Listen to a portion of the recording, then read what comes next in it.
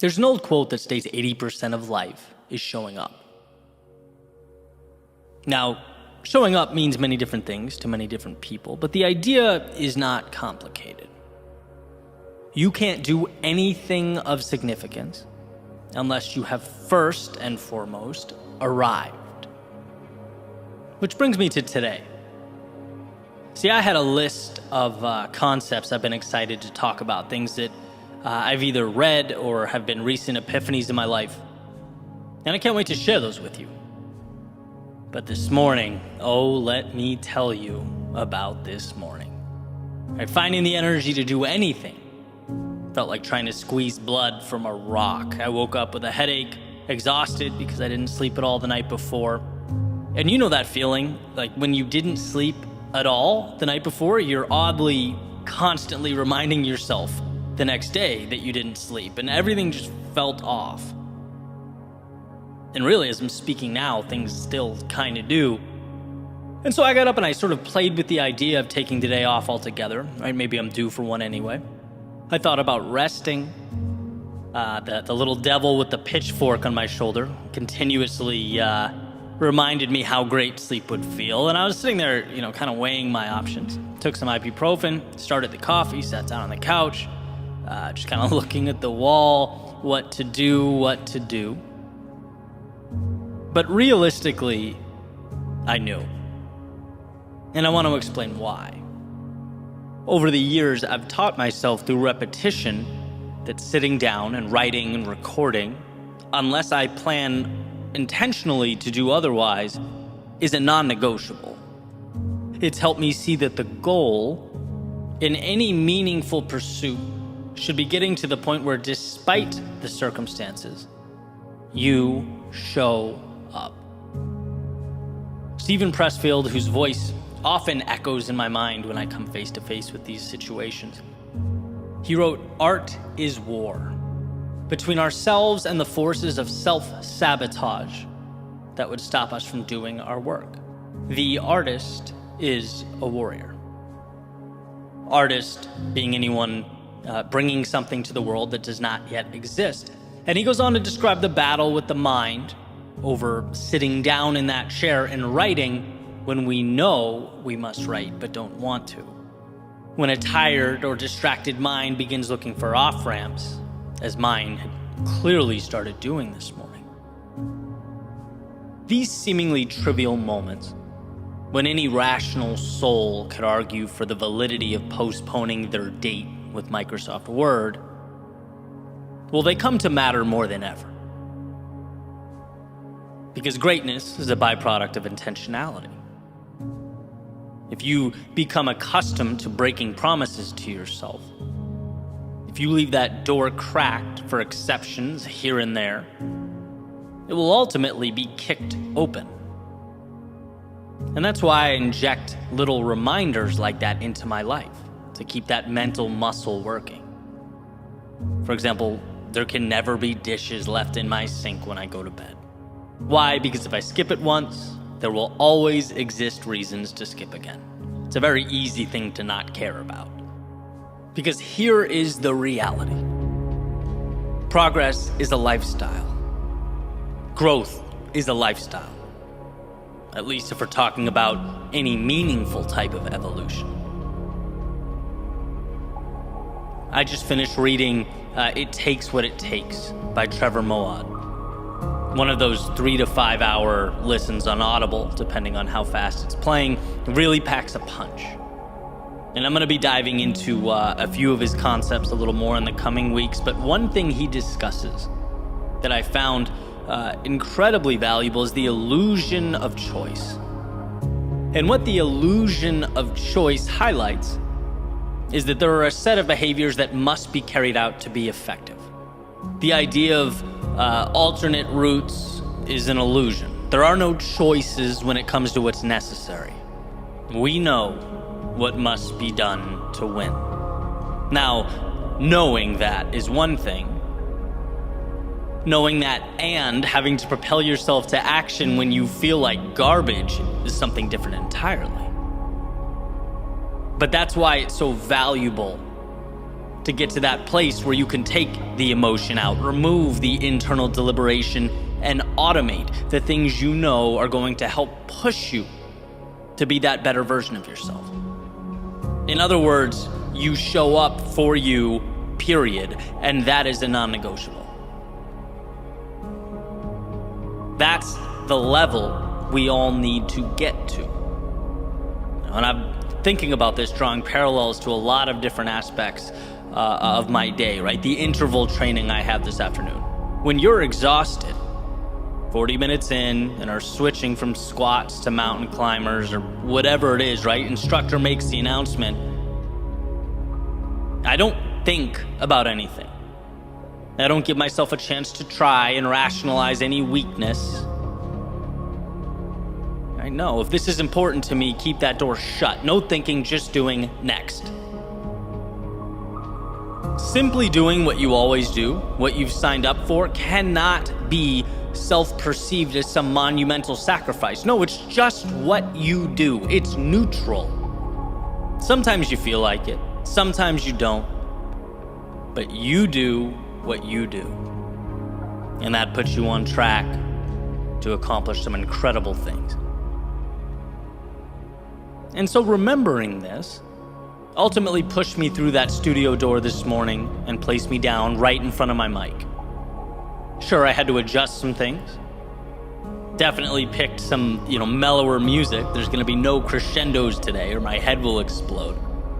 But this is not torture.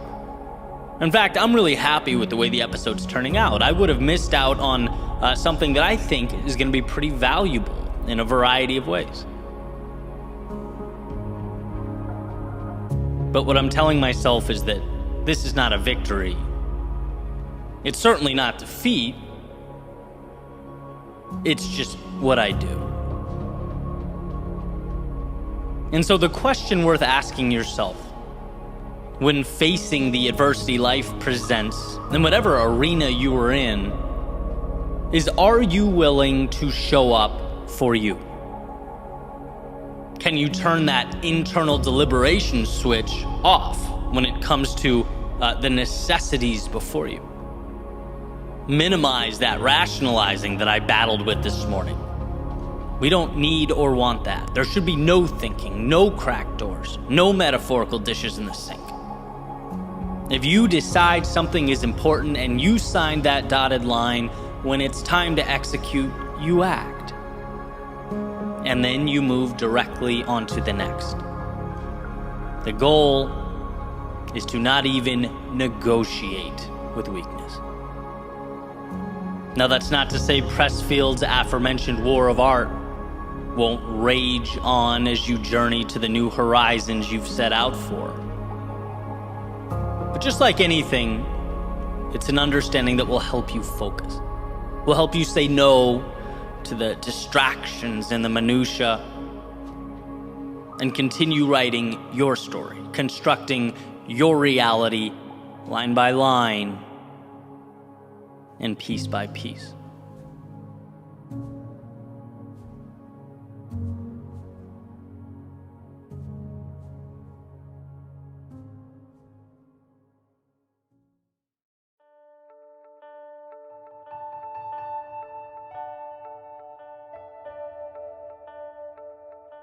When I was a little bit younger, my grandfather would make a point to pull me aside every so often and say, "Eddie, you are stronger than you think you are." And at the time, it didn't really resonate with me, right? I kind of smiled, acted appreciative, and moved on.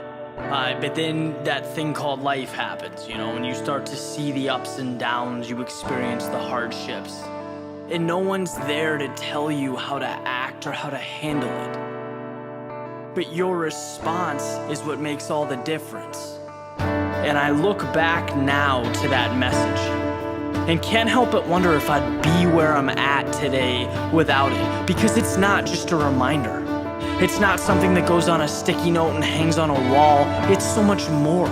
It's the reason that I can navigate through change, through loss, the reason I don't fear failure. See, nothing ever happened that I couldn't get through. And you don't realize that unless you look back If you decide to rise to the occasion, you will.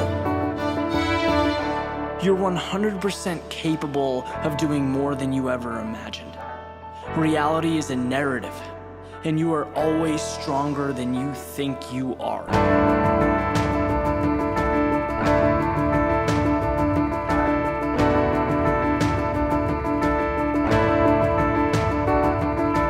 Life is not some puzzle to be solved.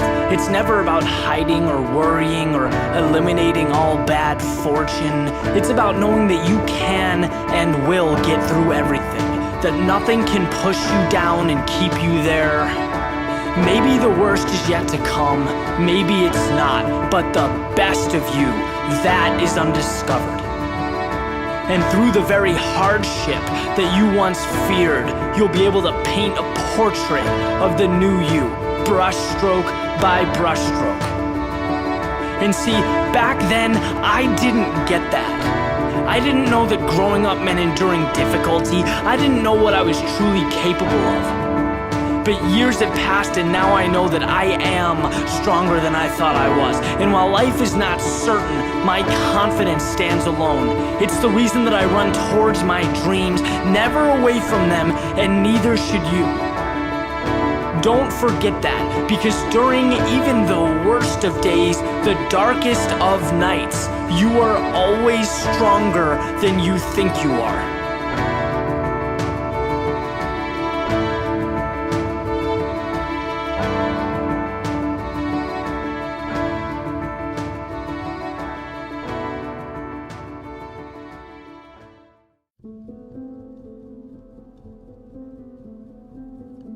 We are, in some ways, helpless to what occurs around us. There are things that are beyond our control. But the gift we possess, our power, if you will, is the ability to determine what we let in, how we internalize the externalities. We are responsible for being the gatekeepers of our minds, protectors of our worlds. There's a little saying that I aim to live by. It's incredibly simple. Basically, the idea is, if something is not a net positive on your life, start working to eliminate it. If there's a person that is draining, creating more negative than positive, then they don't deserve to be in your world. Stop letting them in. If there's some place you're going that doesn't align with what you value, start working to eliminate that destination from your day to day. Stop letting it in.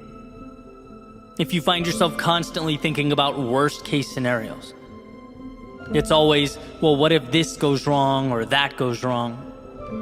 If you find yourself missing the opportunity and instead spotlighting the problem, start working to identify and isolate those thoughts so that they can be eliminated. Stop letting that stuff in. The great part about having so much control over our lives and our perspectives is that we get to choose what gets our time and attention. The tough part, though, and it is tough, is that it means we also have to ask ourselves questions that perhaps we don't want to ask. We have to be honest with ourselves. Like, truly honest. And the reality is sometimes it hurts to do that. To ask, how am I contributing to this pain, this struggle? What am I letting in that needs to be kept outside the gate from now on?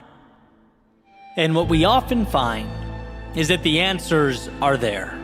The opportunity is there, sometimes even in plain view.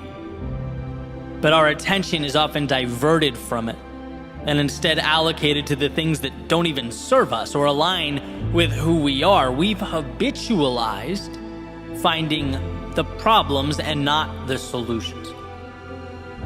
And I can list examples of this over the course of my life all day, right? Epiphanies where I realized I needed to defend the thoughts that enter my mind and better cultivate a world where I can succeed, where I can be happy. Money, for example, the switch from seeing it as a scarce resource something that everyone's fighting over, how to outmaneuver the guy to the right of me, how to get my hands on this elusive object. Nope. Block that mentality at the gate and let in instead the idea that money is merely an exchange of value.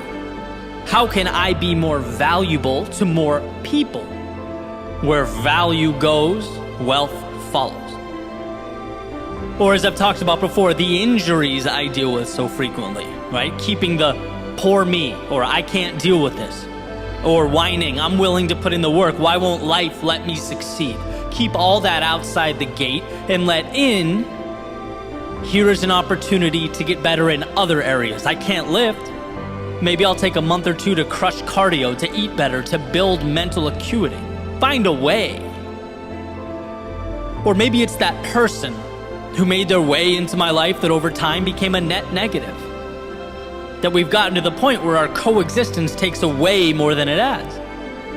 They no longer belong inside the gate, in my world, right? Only let in people who do make your life better. And we have control over all of this. It's about accountability. It's about personally understanding the authority you have over what comes in and what stays out. Very few things in life are just because. Things exist in our day-to-day because we have, somewhere along the line, allowed them to be there. So take some time to see yourself as the gatekeeper of your world. Audit what you're letting in and what you're keeping out. To do so will set you up for a life on your terms. A life that's not wasted, or even merely endured, but one that's lived to the fullest.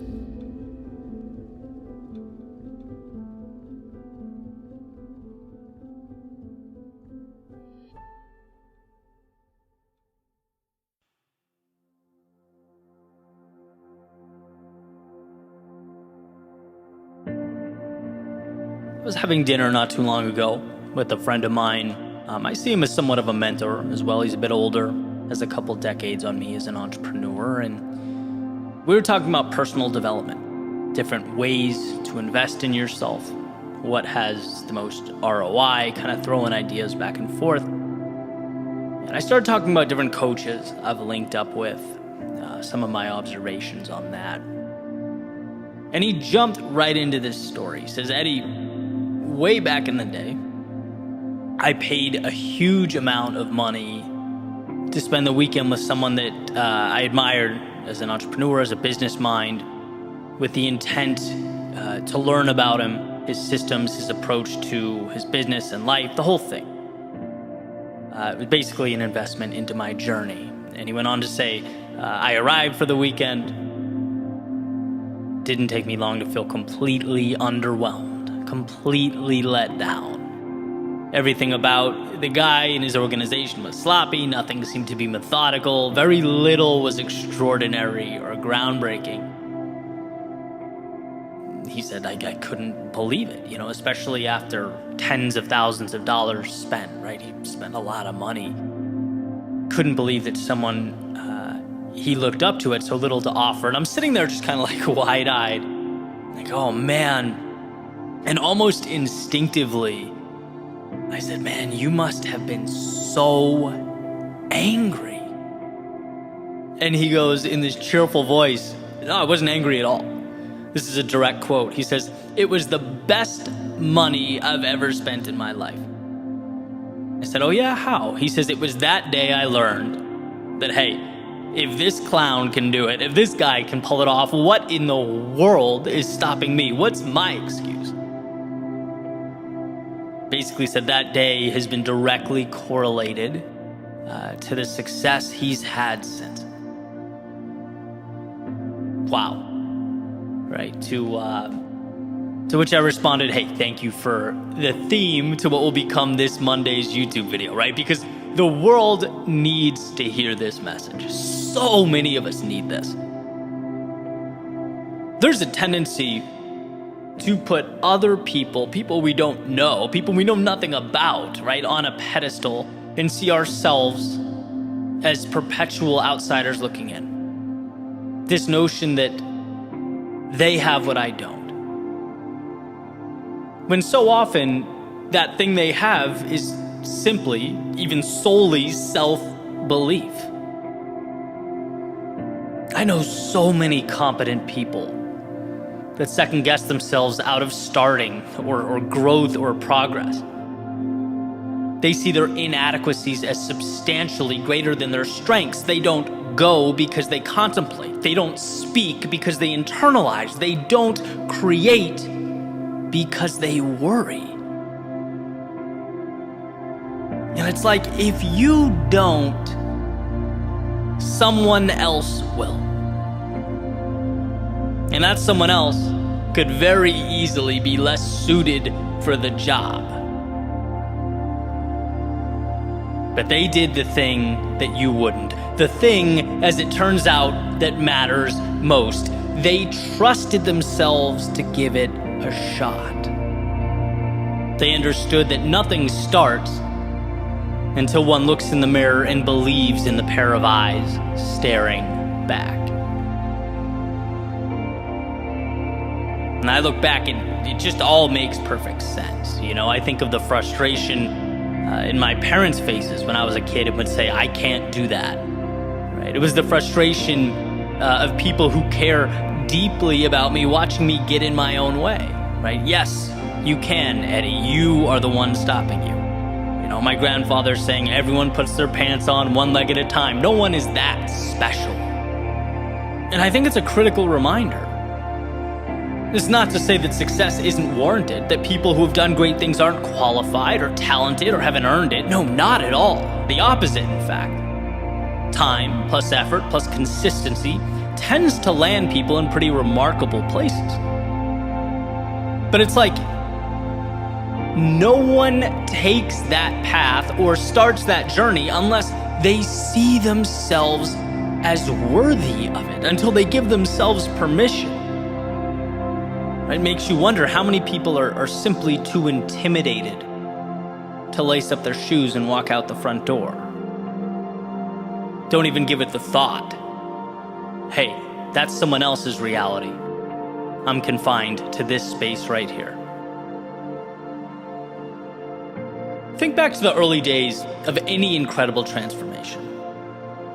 Right, I'm going to use a pretty cliche example, but I think it will do a great job of demonstrating my point. Think back to Michael Jordan playing JV basketball in high school his sophomore year because he didn't make the varsity team, okay? And at that point, if he was looking for evidence as to why he wasn't quite good enough, there it was. He could have easily found it. Not skilled enough, not quick enough, lacks vision. Certainly, as his coach pointed out, not tall enough, right? What in the world gave him the right, despite his circumstances, to think he was good enough to ultimately play at a high level? Who gave him permission to be that guy? He did. And it's just that. We don't see or think about any of that now. We see the NBA legend, the greatest ever, forgetting that at one point, he wasn't. And his life continuously consisted of crossroads where he had to bet on himself. Times where instead of accepting outcomes that weren't ideal, he sacrificed. He said, I do not accept that. He put in hours, which is a concept that we take for granted, right? People don't sacrifice unless they believe something will come from the blood, sweat, and tears. He believed that it would. You have to believe that it will as well. In fact, your life, if you started right now, made a little dot or mark on the present moment, and you could live two simultaneous existences at once. One track where you saw yourself as something extraordinary and sought to live that out, and the other track where the same you saw greatness as some intimidating, larger-than-life reality reserved for other people, the few. Right? You viewed yourself as an outsider, average, incapable, undeserving. The difference between where those tracks would end up would be worlds apart. Again, because humans follow through on who they believe themselves to be. We don't do things unless we believe they're possible.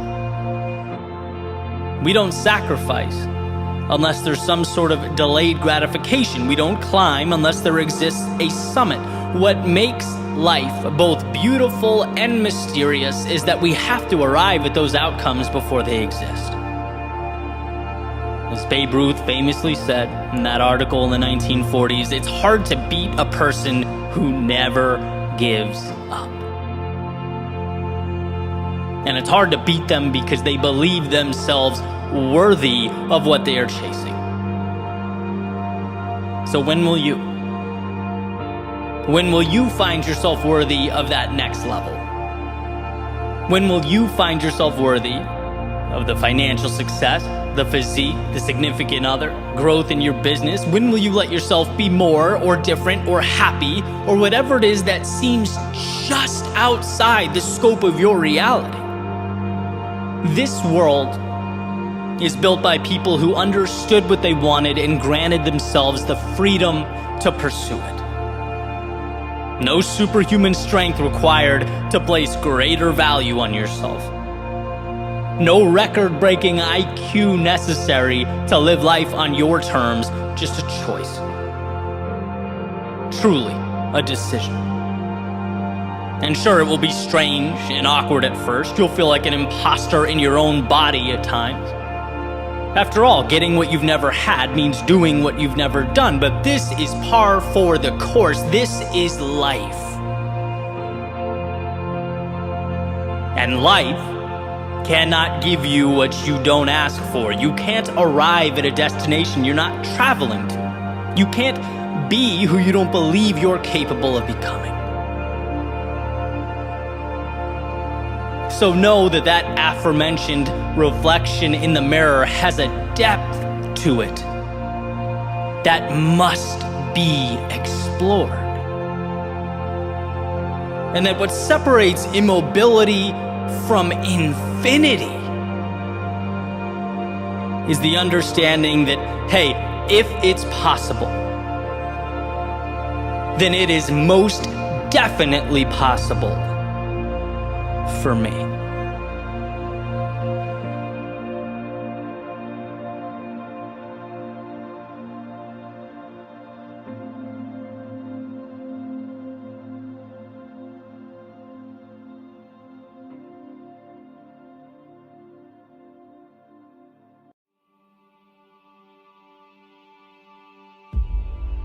So you're stepping onto a rocket ship, leaving planet Earth, and you have one message to give to the world before you take off. What is it? For me, it's an easy one. It's that life is not as serious as we make it out to be. It's the most important thing I've learned. And perhaps the simplicity of that message might make people a little uneasy or take them by surprise, right? How exactly is it helpful? Well, I'll explain, right? Waking up every day is not an obligation or requirement. It's not another test or make or break audition to impress those around you. It's a gift. It's a challenge. It's something to be explored. If the odds of being alive, living, breathing are 1 in 400 trillion, you've won. You have, as you sit or stand right now, already done the miraculous. So why not cash in? Why not live, push boundaries? To live scared, to play safe or do nothing with your life is like winning the lottery and keeping that bag full of cash under your bed for the rest of your life because you're scared of what could happen to it. It defeats the purpose entirely. And I'm not exaggerating, this mentality has changed my life. If I lose, who cares? If people laugh, who cares? If I have to swallow my pride and be broke for a few years, who cares? If I'm the unsure one, the one who doesn't know what the immediate future looks like, fine, who cares? I'll take the upside. I'll take the fun, the hard work, and the adventure. I talk about this all the time. I'll never forget walking into this bar with my friends 6 years ago now. I just left my job, right? And I remember I'm talking to this girl at the bar, story time here, and she asks me what I do for a living, right? Because of course she does. And I tell her I just left my job. I got this really cool idea for a YouTube channel. I think it's gonna be incredible. And I'll never forget how fast that convo shut down, right? Blink and she'd walked away. And I thought, you know what? This is perfect. I'm gonna remember this probably for the rest of my life. Why? Because it's a symbol. It's a sign that the immediate is what stops us from the best things down the road. Leaving my job, as hard as that maybe 1 or 2 year stretch was the best thing I've ever done. I am living exponentially better than I was before I had the courage to make that move. See, if life is about not screwing up, then yes, I'm still in that cubicle getting yelled at for including too much color in my PowerPoint presentations, but that's not what life is. Life is opportunity, not hiding so that you don't lose. No, it's about making something where you are with what you have. And my friends, there is so much out there. There is a win on the other side of every door you walk through, even when it's hard to see. Right now is the perfect time to be talking about this. A little crazy coronavirus has people being quarantined, everyone freaking out. Guys, take a step back and find the opportunity. I just read the other day, Shakespeare wrote King Lear when he was being quarantined because of the plague. There is always a win. Use the time, find solutions. Maybe you've always wanted to start a business. Great, take a small step, create the business page on Facebook. Do something small, get the ball rolling. See, when life is a game, you're finding ways to win. Why do all these entrepreneurs talk about the hardship they've encountered before they found success? Because they knew that losses wouldn't define them. But in life, just like in a game, you win and you lose. But what happens is, through repetition, you get better and better, and the wins start accumulating, becoming more substantial and consistent. See, most decisions, and let's say worst case scenario, you take the leap and things implode. Let's just be dramatic for a second. Everything goes wrong. Loss, loss, loss, loss. The reality is 99% of your decisions, they're reversible. If you don't get the intended result, you can backpedal and adjust. You know what's irreversible though? Inaction. You know what you can't improve upon? Steps you've never taken. You can't be propelled by dreams that are hanging out in your head. Living scared is looking at yourself in the mirror and saying, I hope nothing goes wrong today. Living fully is looking in the mirror and saying, I'm going to make something significant today. I'm going to take risks. I'm going to find solutions. I'm going to propel myself forward. So that, as I make my way onto this rocket ship, would be my message. Stop playing to avoid losing and start playing to win. Life is not serious. It's not a standardized test. It's a blank page waiting for a story. And stories are written by the bold, the risk takers, the ones who stop wishing and go out and make things happen. Wrong actions can be corrected, improved upon, but life through a lens of scarcity is a sealed fate. So how about living like this is the only life you have? Like each day is a metaphorical currency that you can't take with you to your grave. It must be spent, it must be cherished and utilized fully. So here's to not only dreaming, but finding the courage to delve headfirst into a journey so great that no stone is left unturned. No day is without the magic of your creation. Because if life is serious, it is a serious opportunity to live fully and nothing less.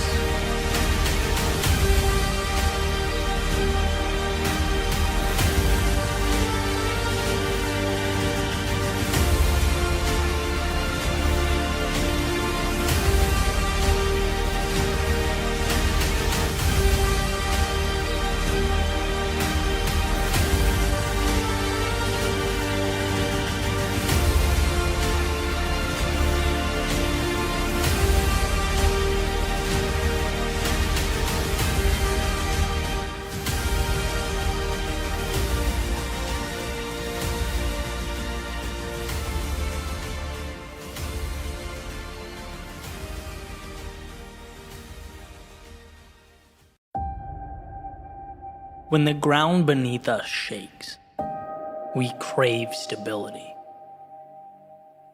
When the heavens open up and rain pours down, we run for shelter. When life presents us with vagueness, with flashes of possibility, we long for mastery. It's more instinct than anything else. But could it be that that instinct that we run to like moths to a flame is leading us astray, that it doesn't have our best interests at heart? Could it be that we're so worried about protecting and maintaining an acceptable image for the world that we forget to build something internally that's worth protecting? What if that shaking is what brings down the foundations that held us back? What if that rain washes away the limits of yesterday as we evolve into something more? And what if those flashes of possibility require of us not mastery, no, not yet, but a willingness to be the fool? And what if that willingness isn't an unfortunate dead end, but a beginning? In one of his lectures at the University of Toronto, Jordan Peterson said, if you are not willing to be a fool, you can't be a master. In the cycle that is self-discovery, that is growth, we have to at some point step into an arena that's foreign to us, that we don't yet understand. We have to be willing to operate with inadequate resources, trusting that, they'll be picked up along the way. And that's a lot to take in. It's painful to know that others are going to have knowledge and skills and competencies that you won't. That you'll willingly inject yourself into the bottom of some hierarchy with nothing more than aspirations. But that willingness is your vehicle. And what's clear is that everyone wants the moon, but very few people have the courage to start constructing that spaceship. Very few have the courage to be the student. That's why our inclination is to quit when we can't snap our fingers and magically be on our way, when we can't leap past that wandering around the unknowns. The reality is, we have to fight, to scrap, to obtain that sense of belonging in a particular competency. And just talking about it brings me back. It's an obstacle that we all face. It's super real to me. I remember being featured on a podcast where the host literally asked me, why should I listen to what you have to say? Right? Like, who are you? Why are you road mapping your journey? Right? I remember fighting for relevance in an area in which, at the time I knew almost nothing about. And I love how Peterson articulates this battle. He says at some point, you'll want to make a change and you'll feel like an imposter. And guess what? You are. But you have to be. You'll ultimately feel worse if you don't do it. That's imposter syndrome. Feeling like a stranger in your own body. And guess what? It's not wrong. It's just a beginning. I like explaining it like jumping into a cold pool. Feels uncomfortable at first. It feels out of place, but then things normalize. They become comfortable. And what's the other option? To fear that minute of discomfort and never jump in? It's what we need to tell ourselves when we want something, but the climb seems too steep, right? That climb is manageable. You'll acclimate. The adversary's pushing beyond that fear of starting anew. Taking your limited understanding, bringing it to the base of that mountain, a new Goliath, and looking up with confidence. And the question is, can you be foolish enough to do that? And once you've made that ceiling your next floor, will you be foolish enough to do it again and again and again? And breaking through that fear, knowing that stumbling around for a period of time doesn't kill you, it's required. It's the inability to show weakness or appear vulnerable. That's what chips away at you for a lifetime. If you want more, immerse yourself in that cycle of mastery. Start at the bottom and ascend. And when you approach the top, separate yourself and find another ceiling to chase, replant a seed, play the role of the fool again. This is the formula for growth, for prosperity, for fulfillment. This is the pathway to anything of substance. You take your L's, you embrace your critics, you swallow your pride, and move towards a tomorrow that far exceeds today. As your reality changes, your perception changes, the company you keep changes, you'll start to see that what's around you is made by people who are willing to fail and fail often. Our world is one devised by those who could put pride on hold, by those who were humble enough to crawl through the unknown long before they ran anything, who knew that before they played for any title or championship, they must first play the fool.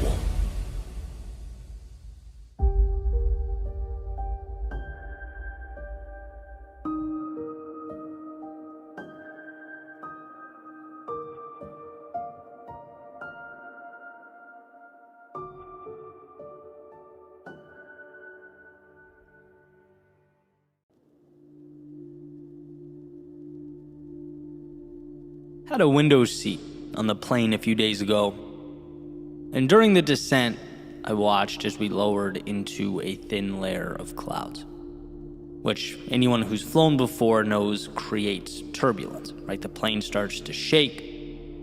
For a brief moment, can't see anything outside the window, only white. And no matter how many times I watched this happen, and at this point, probably in the hundreds, I can't help but feel a little uneasy. Heart rate increases a little bit. It's just an uncomfortable thing. And here's the deal. Not only is a plane going through turbulence safe, a quick Google search will explain to you that no plane was ever brought down by turbulence. They were built specifically for that, to endure it. And I know that. I understand it. I believe it. I guess that, faint nervousness I feel highlights the divide between my mental capacity to understand something and, my physiological reaction to it. It shows, to put it simply, that often what's necessary will be uncomfortable, right? Will get easier over time, but the point is there's a very real biological resistance associated with doing what's necessary. Even when we know the necessary thing is the right thing. Even when we know we're capable of enduring the journey, right? Just like that plane was built specifically to endure turbulence. Well, in your own world, so were you. And yeah, that world might shake. Yeah, you might look around and see an unknown providing no clarity or visibility, at least in the moment. But that feeling of discomfort should not be interpreted as negative, a sign to stop or turn back, as a signal that the world is too much. No, it's where you close your eyes and remind yourself how much you can handle, despite life trying to make you feel to the contrary. You were built to overcome, made to push into uncharted territory, to take your losses and uncover the hidden away value within them. Sometimes to grow, it's required that we learn not to resist that trembling, but to see it as the courage to say yes, when it would have been infinitely easier to say no. And that's what this is about. Nothing groundbreaking, no secret formulas, just the reminder we often need but don't hear enough. That during the ascents and descents of life, and there are and will be many, know that you were built for the turbulence. You can harness the chaos, you can get through to the other side. What's required is simply that you remember who you are and what you're capable of. Because again, when visibility is limited and our worlds shake, it's easy to forget. You will not lose because of the challenge. You will win despite it again and again and again. And sure, stepping up to face that adversary, you may never detach from that nervous feeling in your stomach or the shaky hands, but that's okay. That's your indicator that you're alive, that you weren't tricked into submitting to a very beatable opponent, that you didn't turn away from the things that meant the most.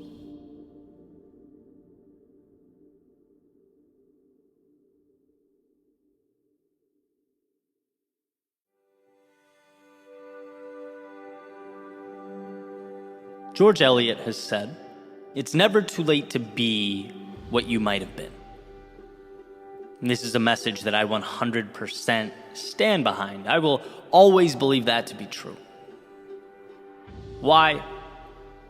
Because you always have the now to start moving in that direction. And a skeptic or someone playing devil's advocate could say, yeah, well, not me, right? The timeline for me has expired. Or I missed the age requirement. Maybe life circumstances have made plan A impossible. It is quite literally too late. Okay.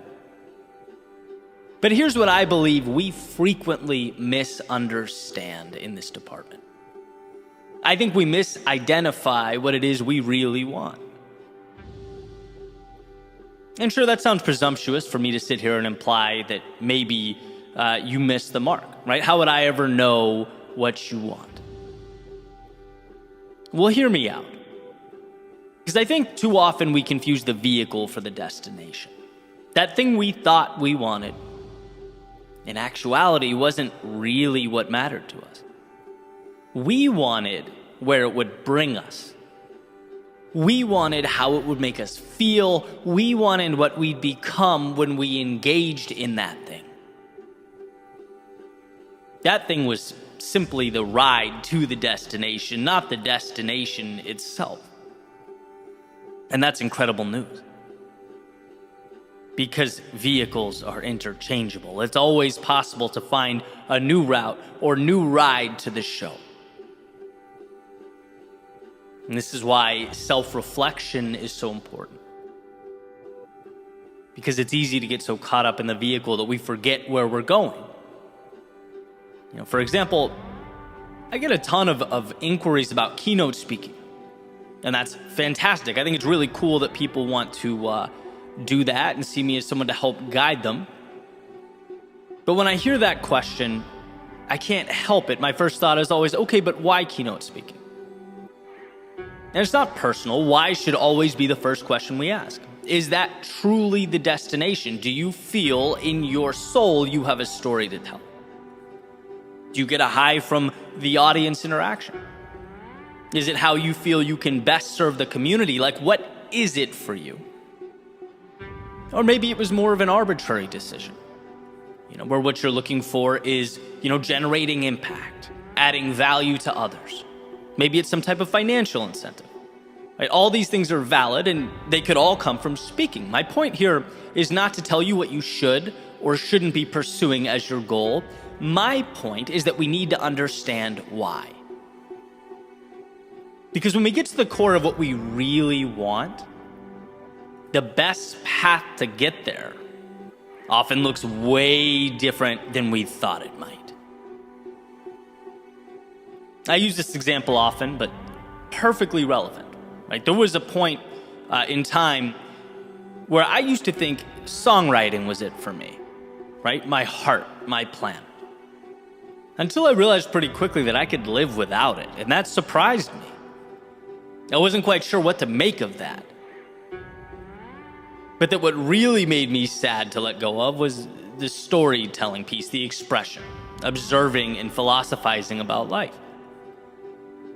And that when I took that emotive storytelling, I could bend it and reshape it a million different ways. That I actually loved the freedom of being able to express myself or make a point without being totally bound by rhyme scheme and rhythms.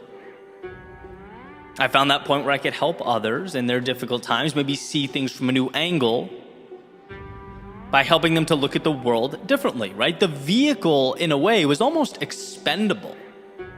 And that was a giant epiphany for me. Songwriting was not what I wanted. It was bringing me closer to what I truly wanted. That helps me reshape my plans, my approach, my strategy. And hey, maybe you're different. Maybe you are right on the money. Maybe you've thought this through and things couldn't be clearer.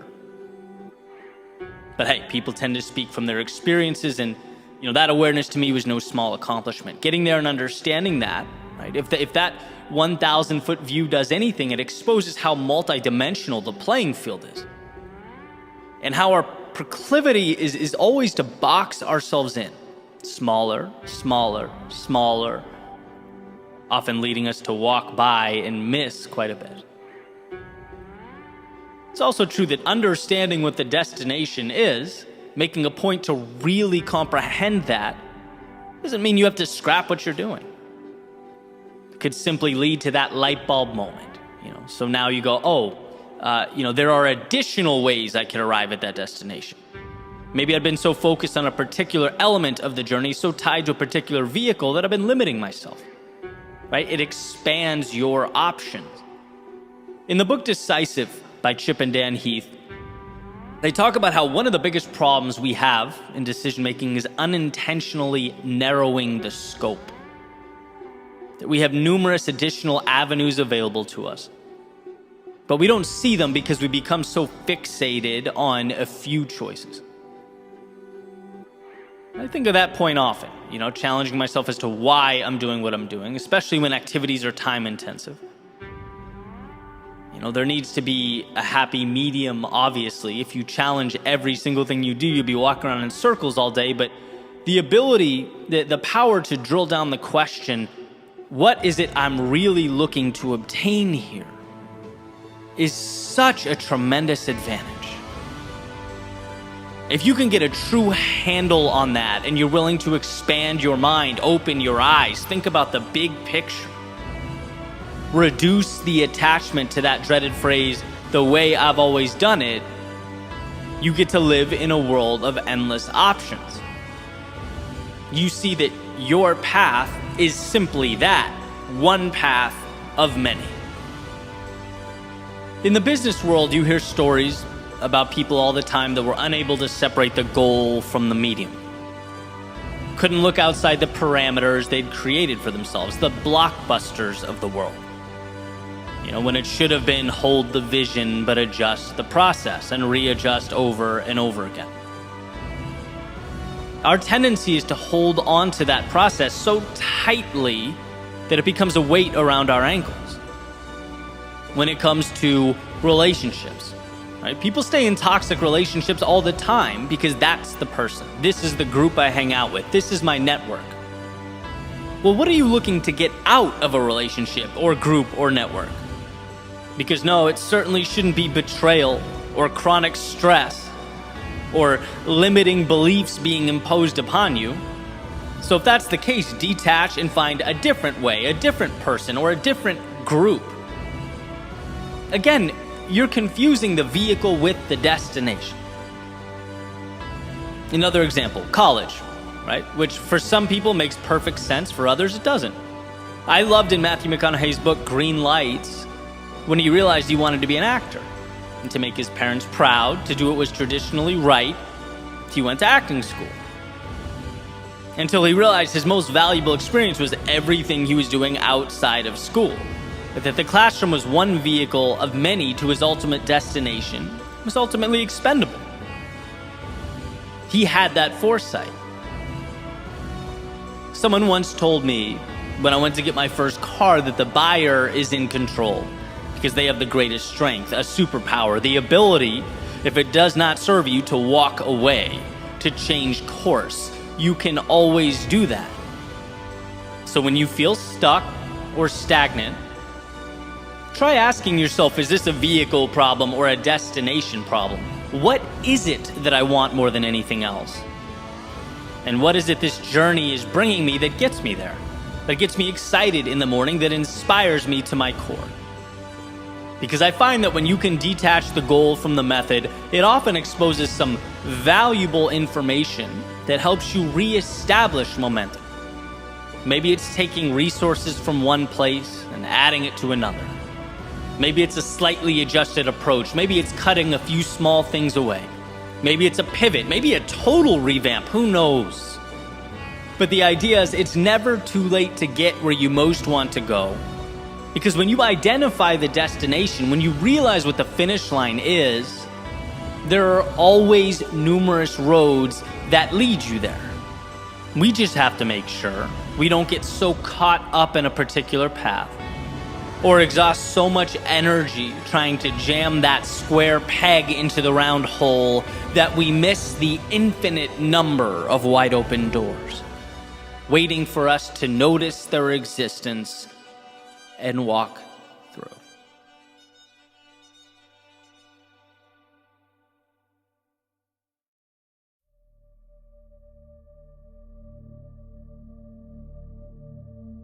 It's easy to look back and think about all the things you could have done differently. Especially since, as we get older, we get wiser, right? Time provides this beautiful gift of clarity. And ultimately, we realize things like maybe a lot of our hesitation was unwarranted. Maybe a lot of our decisions or indecision was fear-based. And knowing that, it's easy to look over your shoulder and feel like you could have lived a different life or taken a different path. At the very least, wish you'd done things differently. But the reality is, everything you've done has, in fact, taken you here, to this moment. And when you dwell on the past, the should-haves and the could-haves, you completely diminish the power of right now, the current moment. You completely underestimate the knowledge and the wisdom you've been collecting for years, whose single job is to assist you in your next move. It's a compounding of experience.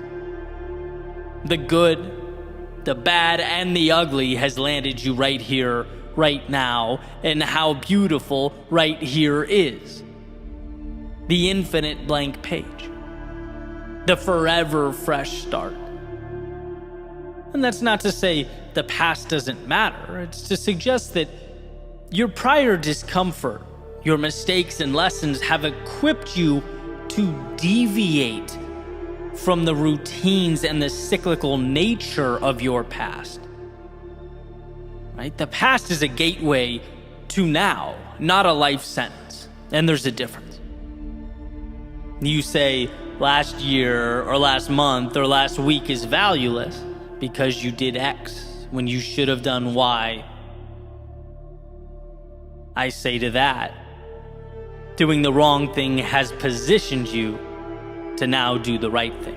Potential energy, right? Like a spring being pulled back tighter and tighter and tighter, awaiting its opportunity to propel forward. You don't get that without those could-haves and should-haves. They're integral to the process. The reason you'll be different moving forward. You can say, I wish I'd taken more chances. I wish I was bolder. I wish I followed my heart. Two pieces of news for you. One that's fantastic. It seems as though you're now aware of those times you fell short and can therefore mitigate them moving forward. And two, you're not dead yet. We have to stop looking at yesterday like it's anything but a ladder to greater competency. The gymnasium for your decision making. Anyone can cherry pick the past, but the practical me asks, what does beating yourself up about what's gone do for you? What does it add to your life? Except for enabling and legitimizing the same identity you're looking to evolve and move on from. See, we don't limit ourselves because of right now. It's always because of yesterday. Look what happened. Look what I lost. Look how things turned out. And it's like, take the data and trudge forward. You now have the tools to move right into that darkness of night. And in 5 years, you'll look back and sure, you'll wish you did things differently. And same 5 years after that. But that's why life is a journey and not a standardized test. We are picking up the pieces as we go, painting the masterpiece one brushstroke at a time. And even though you might wish yesterday's brushstroke was a different color, a little darker, different shade, it's just as valid as all the others in contributing to the mural in its totality. So sure, be your greatest critic, but be your greatest ally as well. And that calls for being bold enough to let go of what's gone. Extract the value from yesterday and use it to build now. Something, anything, that's up to you, but hear the message. It's up to you now. Not who you were yesterday or what you did, not how people saw you or how you used to live your life. You have an opportunity now to go wherever your heart desires. Stronger and wiser at this point in time than you've ever been in your life. So rather than dwell on what's gone, how about asking how you can take those pieces of yourself and build again?